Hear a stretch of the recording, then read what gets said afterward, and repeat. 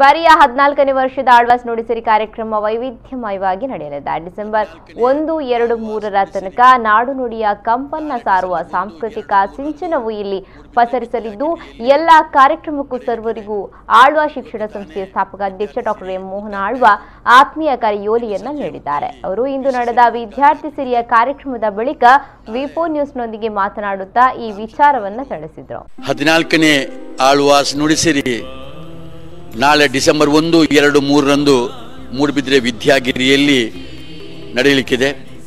ಇವತ್ತು ತಾನೇ ವಿದ್ಯಾರ್ಥಿ ಸಿರಿ ಉದ್ಘಾಟನೆ ಆಯಿತು. ಇನ್ನು ಸಂಜೆ ಹೊತ್ತಿನಲ್ಲಿ ಕೃಷಿ ಸಿರಿ ಉದ್ಘಾಟನೆ ಆಗಲಿಕ್ಕಿದೆ. ನಾಳೆ ರಾಮಚಂದ್ರರವರು ಉದ್ಘಾಟನೆ ಮಾಡಲಿಕ್ಕಿದ್ದಾರೆ. ನಾಗತಹಳ್ಳಿ ಚಂದ್ರಶೇಖರ್ರವರು ಸರ್ವಾಧ್ಯಕ್ಷತೆಯನ್ನು ವಹಿಸಿಕೊಳ್ಳಲಿಕ್ಕಿದ್ದಾರೆ.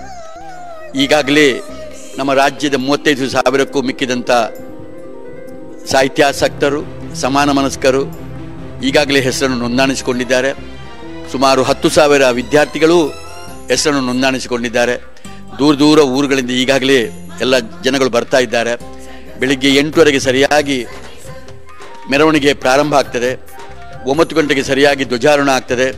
9 ಗಂಟೆಗೆ 14ನೇ ಆಳ್ವಾಸ್ ನುಡಿಸಿರಿ ಉದ್ಘಾಟನೆ ಆಗ್ತಾ ಇದೆ. ತಾವೆಲ್ಲರೂ ಮೂಡುಬಿದಿರೆಗೆ ಬರಬೇಕು. ಒಂದಲ್ಲ ಒಂದು ದಿನ ಆಳ್ವಾಸ್ ನುಡಿಸಿರಿಯಲ್ಲಿ ಭಾಗವಹಿಸಬೇಕು. ಇಲ್ಲಿ ನಡೆಯುವಂಥ ಸಾಹಿತ್ಯಿಕ ಮತ್ತು ಬೇರೆ ಬೇರೆ ಸಂಬಂಧಪಟ್ಟ ಆಯಾಮದಲ್ಲಿರುವಂಥ ಬೇರೆ ಬೇರೆ ವಿಚಾರಗಳನ್ನು ತಾವೆಲ್ಲರೂ ಸ್ವತಃ ಬಂದು ನೋಡಬೇಕು. ಕವಿ ಕಲೆನಾದ ನೃತ್ಯಗಣ ಕನ್ನಡ ರಾಜ್ಯೋತ್ಸವ